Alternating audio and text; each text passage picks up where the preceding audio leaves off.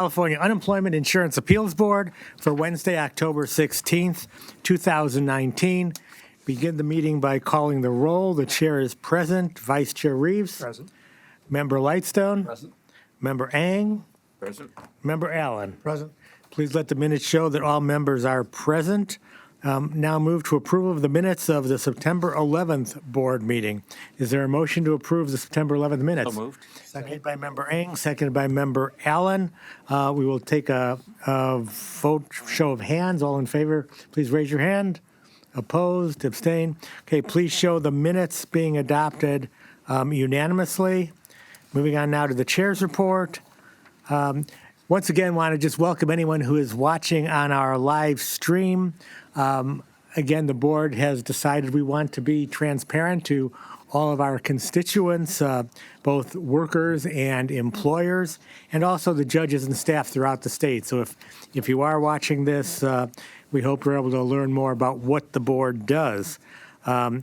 Most of the board's work, though, actually isn't done during the meetings. We want you to be able to see our meetings, but most of our work is done resolving cases that are appealed to us from the field office judges. And in the last month, the board has resolved 1,037 cases. With that, we'll move on to board members' report. Vice Chair Reeves. I have none at this point. Member Ang. Nothing to report. Member Lightstone. Report. And Member Allen. Well, I hate to be like this, but I always say the same things, but I mean it. For all those watching, all of the staff of the agency, managers, judges, support staff, my fellow board members, just my sincere appreciation. And Chair Block, I think you're doing an excellent job, and I feel like we're moving the agency forward in the right direction. And so thank you. Thank all of you. Well, thank you, Michael, and I'm sure the whole board echoes those sentiments, so thank you. We now have a place in our agenda for public comment. If any members of the public wish to come forward and address the board, now is your opportunity to do so. Any members of the public wish to address the board? Seeing none, we'll move on to a report from our Chief ALJ and Executive Director, Elena Gonzalez. Good afternoon, Chair Block, board members. As you can see, I will start off with the news regarding the timeliness standards on the report for field operations. We, I think for the first time I can remember, did not make any of our 3 timeliness standards for the federal timeliness measurement, although we, for the evaluation year, the average, which is what ultimately is done on March 31st, the average, we are still making the timeliness for closed cases, the pending case currently, the age of the pending cases is still below the average. The percentage that should be more than 60, should be more than 60%, and we're at less than 60%, should be closed within 30 days, and we're at 64.8%. And less than 80% should be closed within 45 days, and we're at 88%.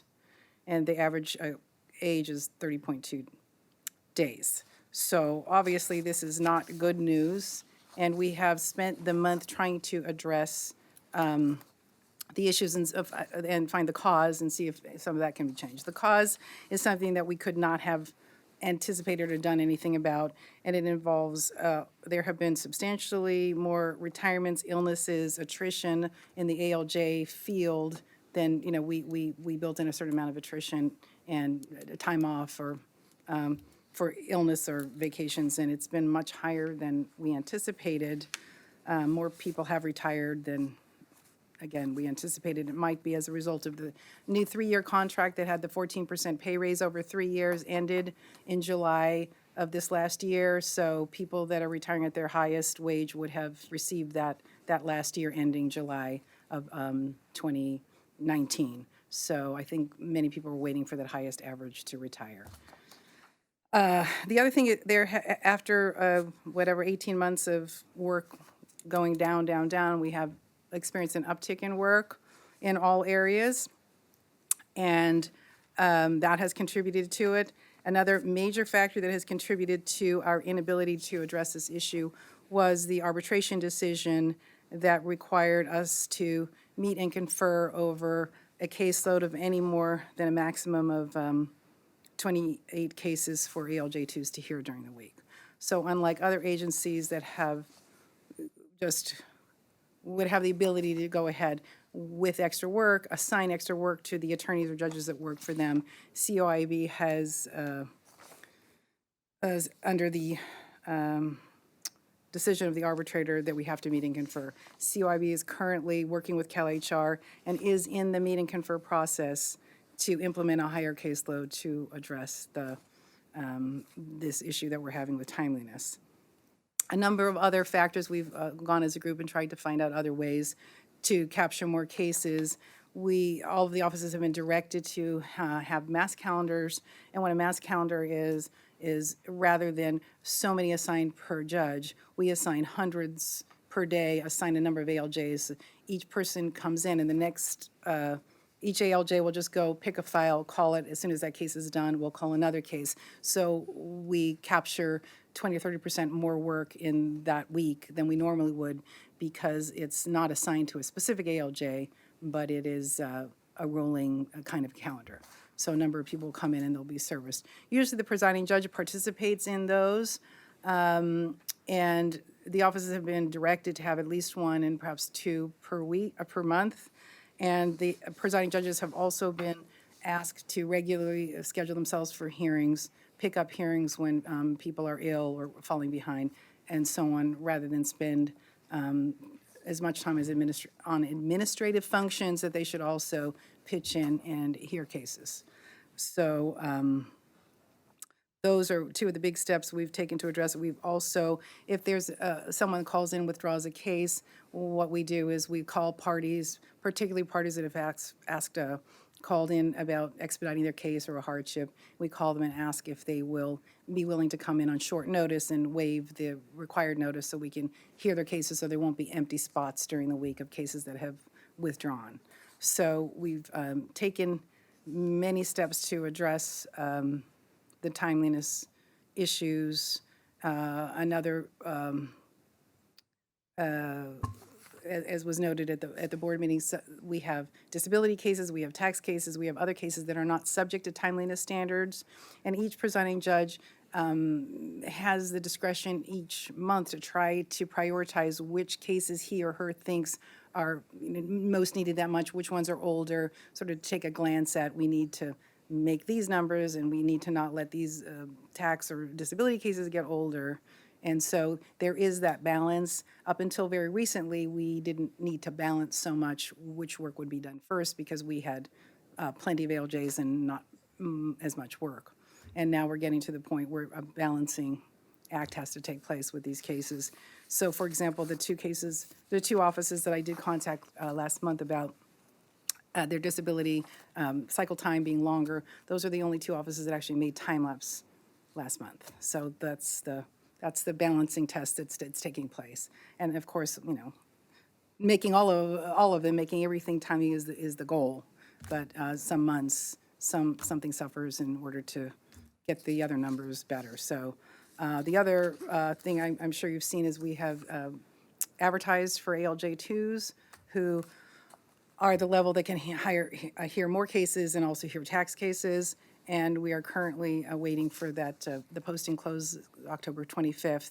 And at that point, if there are any ALJs that had been subject to the reduction in force that may want to come back, ALJs at other agencies that may want to come over, we're hoping that we will capture experienced ALJs that will be able to come over and start the work without a long training process. So that's another step in our addressing the timeliness issues. The only other thing I had to report is the ethics training, which we think is important to reinforce ethics for the canons and other duties of the ALJs, because they're in this unique situation. Many of them are active attorneys, are subject to the rules of professional conduct, the Business and Professions Code, as well as the Code of Judicial Ethics. So there's different overlays on how they handle cases. Issues come up, whether demeanor it may impact bias and so on. So Jody Remke worked with contacting an organization that puts on training for newly minted judges, and we have made a contract with them to do specific ethics training for ALJs at CUIAB. They'll be doing 3 Northern, Southern, and I think Sacramento training for the ALJs. So we're in the process of setting that up. But again, you take people off calendar to do training, and they're not hearing cases. So we're setting it up, but we're not sure exactly what time we'll actually schedule that training. The numbers play out.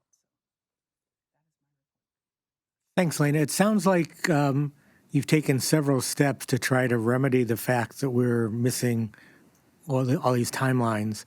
Do you anticipate that your next month's report to the board will have made all of our timelines? And if not, what can we do to get there? We are halfway through this month, and I do not anticipate that the report will say that we've made all timelines for the end of this month. What should we do? We have all sat as a team. I've contacted the presiding judges. We've had conference calls over it, and it basically is too much work and not enough bodies and not enough calendaring, not enough cases being heard per week. Because of the confines of that arbitration award, we can't just up the work until we meet and confer. Can we, I know in appellate, it's a very different workload, and we've been meeting timelines. Can we, I know we're right now rotating as one appellate judge into field at a time. Can we rotate half of the appellate judges into field until we get this under control? And that will reduce the caseload for the board. But I mean, that's something not for you to tell me right now, but for you all to discuss. It sounds like while we've taken some significant steps, it sounds like, well, as you just said, we're not going to get there at this rate, at least not in the near future. So I'd suggest we look at more drastic measures to get there. And I would stop doing tax cases altogether if we haven't already. Whatever we need to do, I don't want to get to March and be below our timeline goals, our federal guidelines. And I know we're still probably on the year doing all right, and hopefully will. But I guess I am starting to get concerned. And thank you for making all the changes you've already made. I think we're doing a really good job trying to address it, but we just need to do more. Any suggestions anybody has are welcome. And if you need anything from the board, I'm not sure what the board can do to help besides maybe take less cases so that more AO judges can go to field. But if it's resources, some kind of BCP or whatever, I know that will be, it's not a quick turnaround. But if there's anything the board can do, let us know. With that, I'll turn to other board members. Ted? Thank you. So part of the problem is higher rates of attrition. How quickly do you think you can fill those spots? I know we have this whole civil service process, and I don't know how quickly you said it's going to close at the end of the month. So that means we probably miss another month of timelines. Will those spots be filled in November? And will they be all online by the beginning of December? Or how much time are we talking about in terms of the lag time to get those people hearing the full load of cases? One of the reasons we did advertise for ALJ 2s rather than 1s is because they can hit the ground running. They know how to hear a case. They know how to handle evidence. They know how to ask questions. We're hopeful that there will be a number of ALJs that will apply to come back here that during the reduction in force took jobs at other agencies. And in the past, they've indicated some desire to come back to CUIAB, so we're hoping they come. Depending on what that pool looks like, we may have to do very little training. And even at most, it won't be substantial training. So the hope is, and you know the process, after October 25th, it closes. EDD, who is does our personnel work for us, will have to create a list from those that applied who are actually eligible to be interviewed for the position if they rank high enough, if they have the minimum qualifications and so on. And then once they give us that list, then we can go ahead and interview and hire from that. Okay. My next question is, can we work on a dual track where we're going for the experienced ALJs, ALJ 2s, I understand that. My concern is we get to the back end of that process 90 days from now, and we only have half as many candidates as we need.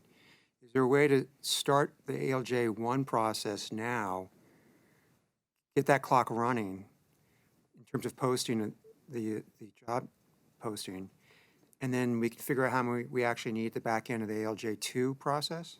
Yes, in fact, we just talked about that last week when we were seeing the applications come in. There weren't as many as we thought there would be, so frankly, I sat with Rob, and we are looking at basically working to get the one average, not the word advertisement, what's the word? Recruitment. Recruitment, thank you. The recruitment going after, when we talked about October 25th, we're going to see how many we have in the twos, how many it looks like we're going to choose, and then move forward with a one recruitment. 2 weeks from now, okay. I wouldn't wait any longer than that.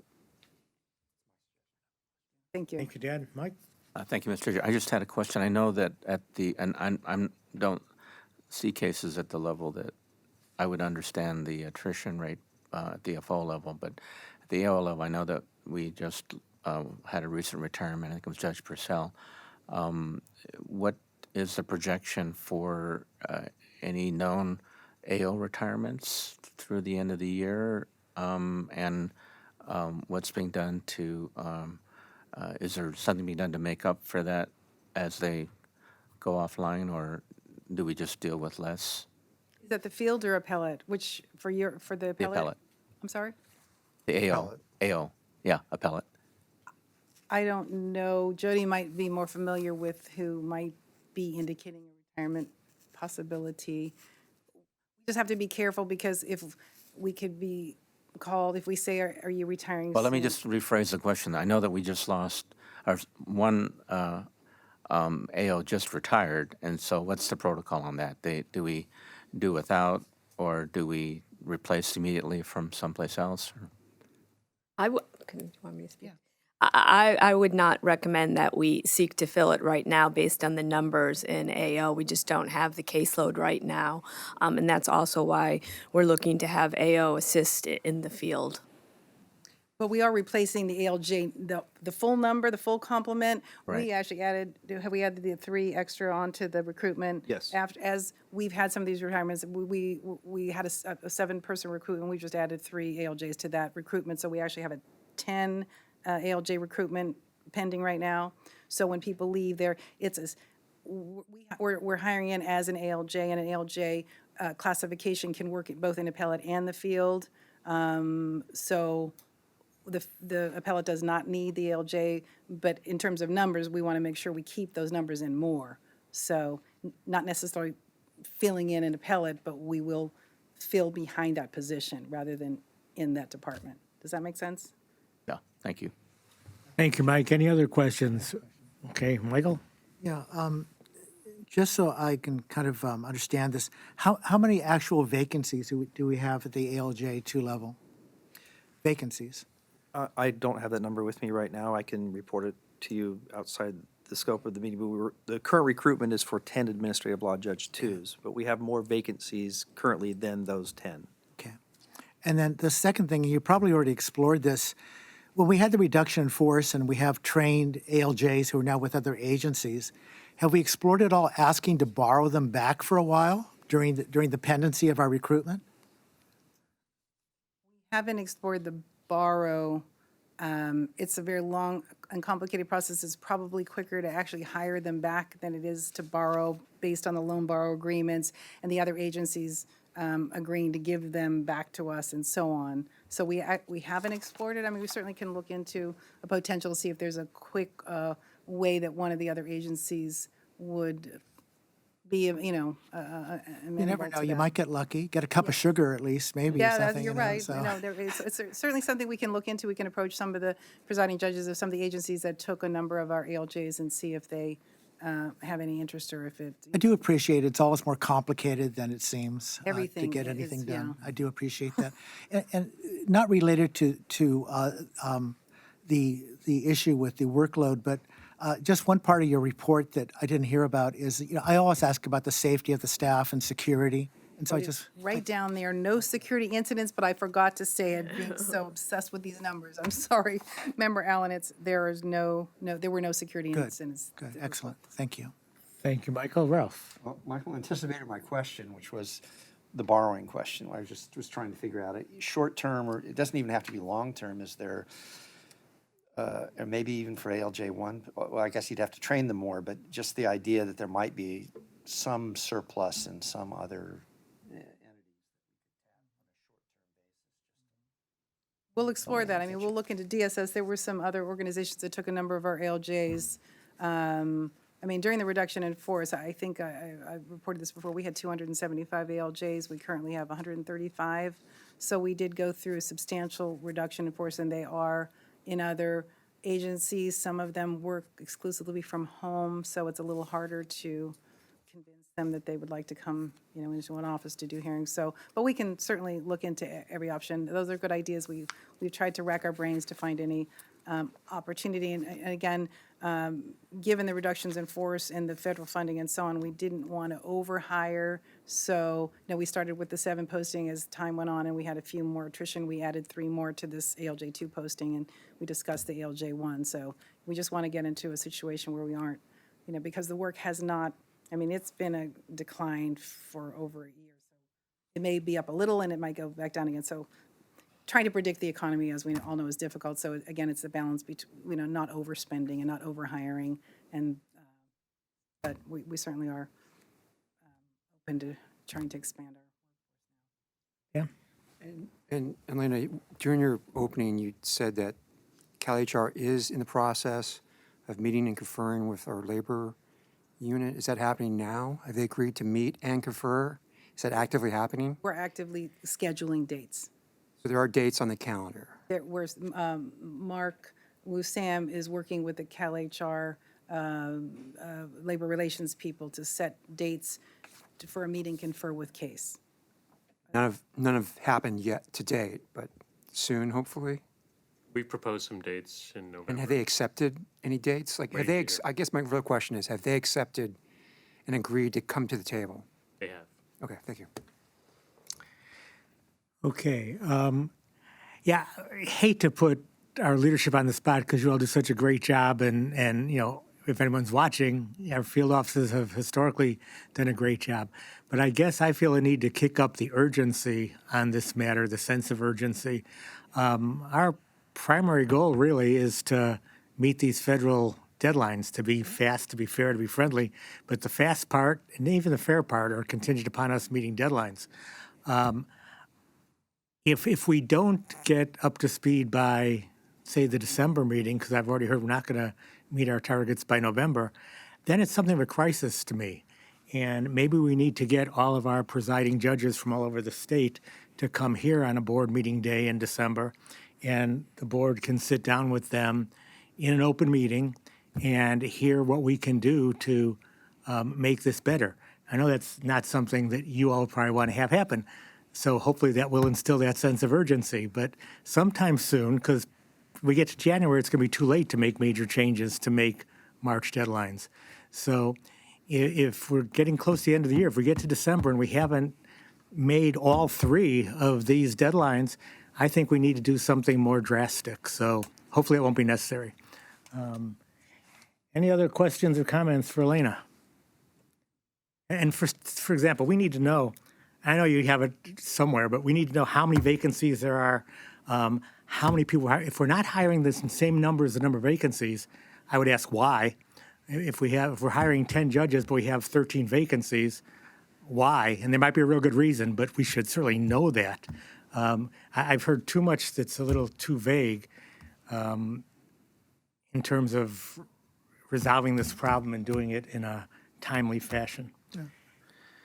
Yeah, Michael? Yeah, I think the concern is well taken, but I would just remind management that the board chair said anything that you need from us that we can do to help with the situation, I don't know what that might be, but if it's a matter of something that after you talk about this, you need help, then please contact the board chair and if it involves the board chair or any member of the board, if we can help in any way, so because we're all responsible for this and we want to fix it.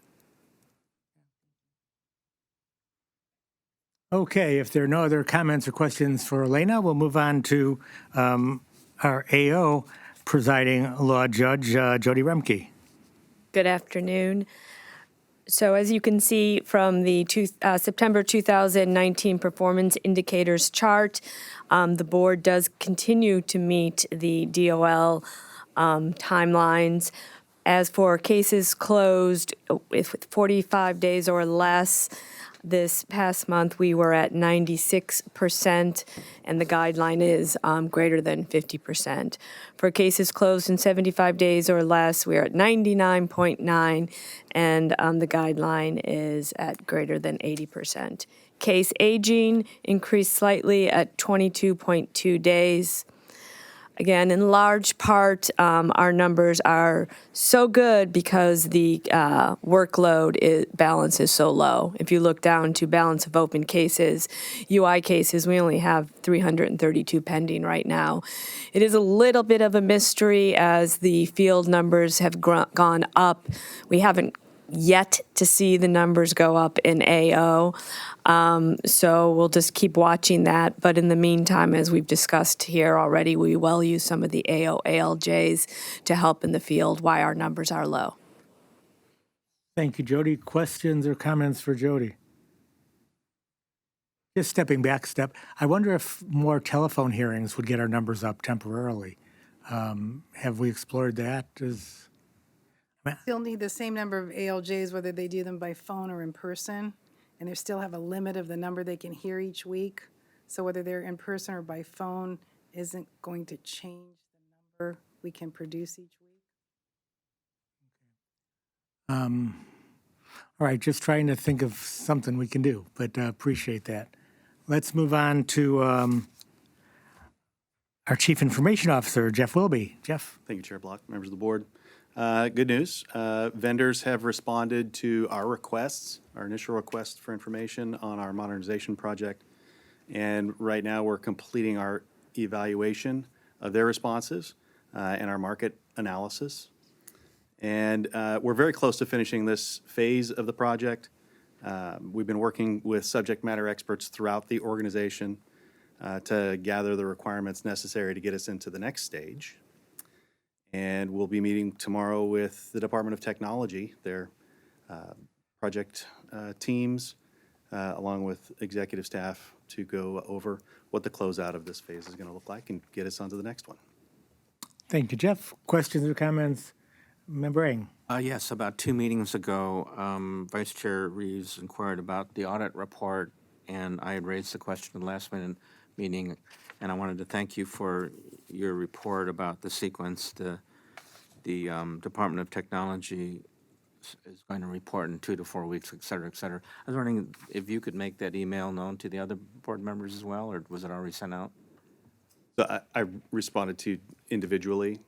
Everyone got the request for any questions direct to me. I responded directly back to the board member asking the question. I can certainly share that with.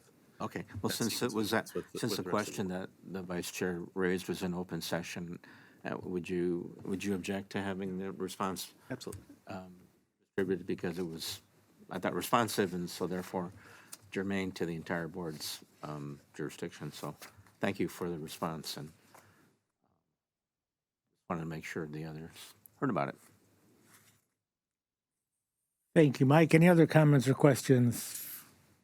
Okay, then we move to our last report from our Chief Administrative Services Officer, Rob Silva. Thank you. Good afternoon. I'll start my report with the overtime report, which is in your packet. Through the first 2 months of the current fiscal year, there was hardly any overtime use, with IT only recording 7.5 hours, so there's nothing of import to report there. Conversely, there was quite a bit of activity in the category of lump sum payments to separating employees. In July and August combined, 9 employees separated from CUIAB, cashing out a total of $84,000 worth of accumulated leave. Almost all of that fell within field operations. So for now, we're projecting to have a significant budget shortfall for lump sum payments in the field in the document. However, again, there's typically a spike in retirements at the turn of a state fiscal year. for the reasons mentioned by Chief Gonzalez. So I expect this projected shortfall of about $64,000. It'll change significantly toward the black as the next few months of the fiscal year progress. After the board's adoption of the budget last month, on October 1st, we distributed office supply allocations and purchasing guidelines to all the cost centers within CUIAB so they can begin needed purchasing. And then a day later, on the 2nd, we distributed a list of the positions that were approved in the budget to all of the cost centers. And that same week, we submitted the project scope of the approved modular furniture project downstairs in the Sacramento Office of Appeals here at the Venture Oaks facility. Today, Doug Mattis of Admin Services walked the suite with Department of General Services, who oversees any facility-related projects to make sure that ADA requirements, fire code issues are all addressed. That went great this morning. So the next step for us is we work with prison industries, authorities, planning department to complete the procurement and get the furniture in here. It'll probably take another couple of months to complete, but the initial walkthrough is now done. As already mentioned, we're in the middle of a recruitment for 10 administrative law judge 2s in field operations with the final filing date of October 25th. We do still have a reemployment list for the class of ALJ2, so contact letters were sent to everyone eligible on that list, and the final date to receive responses allowing for mail time is actually today. So I should find out tomorrow whether or not the reemployment candidates are interested in returning. We're also in the process of reaching out to former retired CUIB ALJ2s that have reached or near the 180-day waiting period after retirement to come back as a retired annuitant to see if they're interested in joining our roster. As of today, we've had 2 positive responses, so we're processing the paperwork to bring them back into the fold to assist with the field operations caseload. In admin, we're currently in the process of completing 2 required budget call letters for next state fiscal year, 2021. The first covers reimbursable contracts for which we have oversight responsibility. The due date is October 18th, but I've completed it and it will be submitted to EDD and eventually agency. EDD today, agency next week. The second is what's called the Schedule 9 call letter, which identifies consulting, professional service contracts, and any equipment purchases in excess of $5,000 for the 2021 fiscal year. That is due October 22nd. And CIO Willoughby's shop is going to provide some IT-related data today, so I think the call letter will most likely be submitted this week, well ahead of that deadline.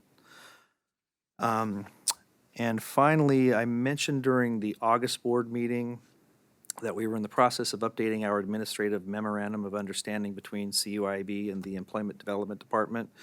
But there was still an outstanding issue that had to be addressed of EDD needing to upload and submit CUIAB's workload reports to the Department of Labor each month. So when I sent that over to EDD shop, it took some discussion on their part, but it was recently decided by them that their fiscal programs division will have the responsibility of uploading those reports for CUIAB. So that language was added to the service level agreement, and yesterday Chief Gonzalez signed the MOU. I sent it over to EDD this morning for their signature, so it should be executed very soon. And it runs through the end of the current fiscal year, and then in June, July, we'll assess any needed changes and then do a new MOU at that time for the 2021 fiscal year. And that is my report. Thank you, Rob. Questions or comments for Rob? Question. Michael? Is the MOU available for us to read? Sure. Yes. If you could send it electronically, I'd enjoy reading that. I don't know if I'd enjoy reading it, but I'd like to see it anyway. It's a dry read, but I'd be happy to Dry forward read, I it. imagine. I'm just curious. Sure. Thank you, Michael. Is there anything else anybody has for open session? That concludes our open session. Mike? I just wanted to not raise a question right now, but also to bring back a question that was raised, I think, by one of the board members previously, which was, and this is before SB 5 was signed, and that was the issue of creating employer-employee relationships for the gig economy.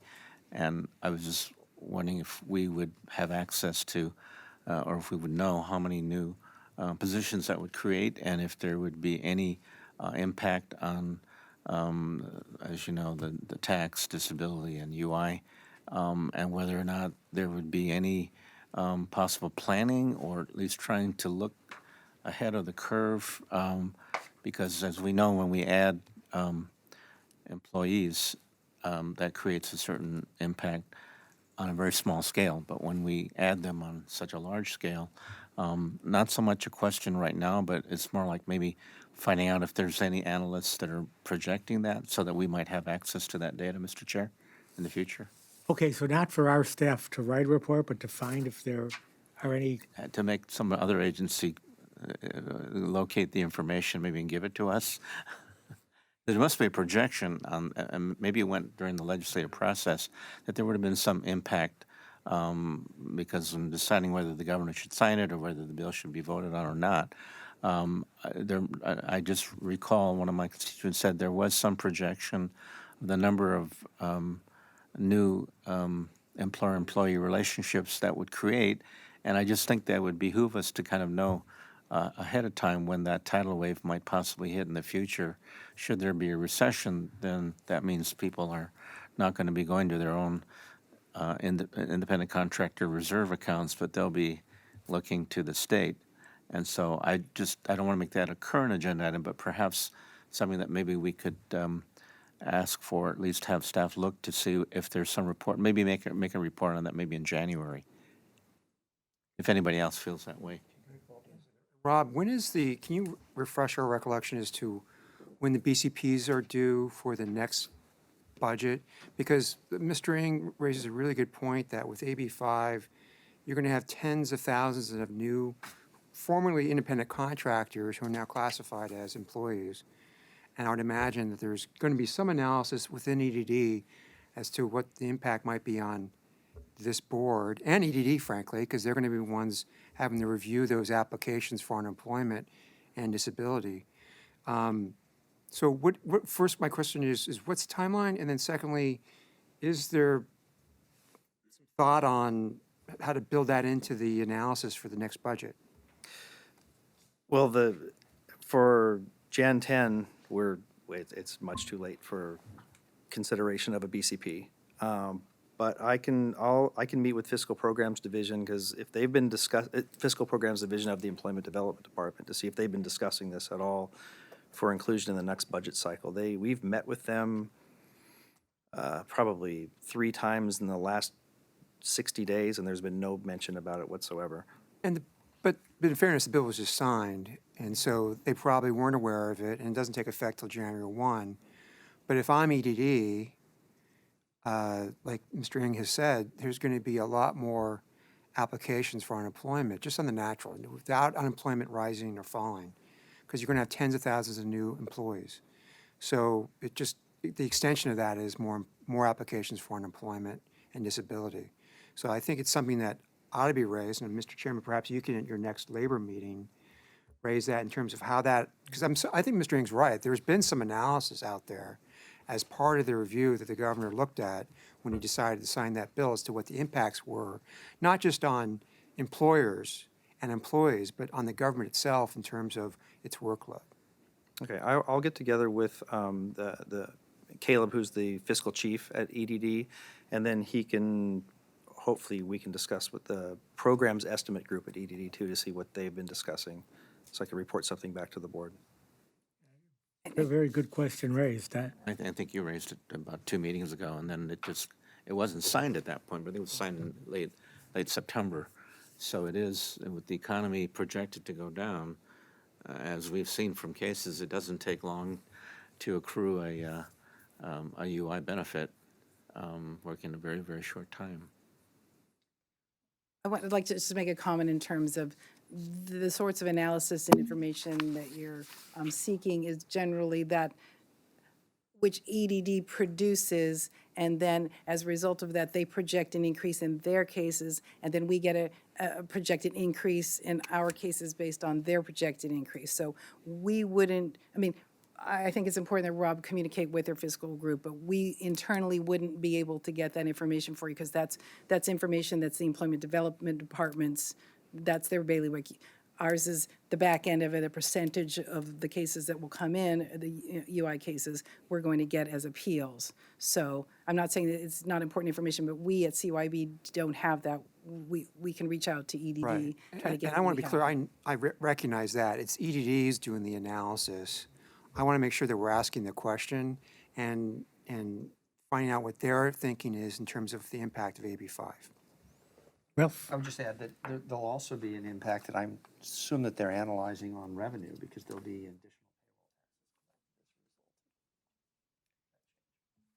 And I do know that during the testimony, if I may interject here, the employers did raise that question, that there would be such a large impact to a hit to their, to what they have to put into the pot, so to speak, for all these different types of workers' compensation or disability or UI. So I think that was raised, and I think there was data that was cited, whether that was the data we can use or not. But I do agree that it would be an extrapolation on that.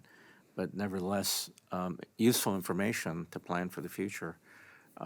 So I think that's all I'm asking. Thank you. And now I'm kind of thinking for Kathy, where this discussion fits in the minutes for next. I mean, this really is an extension of Mike's, I guess, member report, or Dan's member report, because it's not a separate agenda item anywhere here. But it would be appropriate, this kind of discussion, I think, is appropriate without being agendized as a member's report item, so consider it that. Anything else? Seeing nothing, we have finished the open session agenda for the day. There are no closed session items, is that correct? Correct, Chair. Okay, in that case, we will stand adjourned. Good question.